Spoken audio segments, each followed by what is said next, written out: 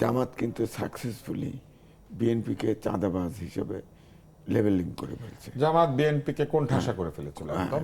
এবং জামাতের যে উত্থান, যে পরিমাণ, যত পার্সেন্টেজ ভোট পেয়েছে, যতগুলো সিট পেয়েছে, এ যাবৎকালে যত সিট পেয়েছে তার অর্ধেকও পায়নি আগে। তো এই জন্য জামাতের ভিতরে কিন্তু হ্যাঁ, প্রায় 4 গুণ সিট পেয়েছে এবার। সর্বোচ্চ জামাতের আসনে 4 ভিতরে গুণ। এখন যে কাজটা হবে, তারা কিন্তু সামনের বারে ক্ষমতায় যাবে, এভাবেই তারা কিন্তু সব কাজকর্ম পরিচালিত করবে।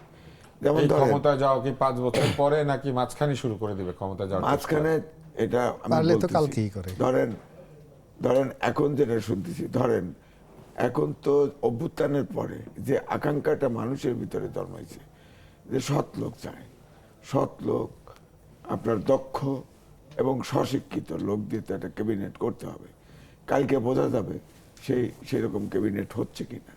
আবার এও শুনতে পাচ্ছি, মানে পরোক্ষভাবে ডক্টর মোহাম্মদ ইউনূস এবং জামাতের প্রেশারও আছে এখানে, কি তারা চায় কি চায় না তাও জানি না। তো সুতরাং এছাড়া ধরেন এই 18 মাস সরকারের থেকে ডক্টর মোহাম্মদ ইউনূস দেশের যে অবস্থা করে ফেলছে, এটা কিন্তু আমার মনে হয় ম্যানেজ করা খুবই ডিফিকাল্ট।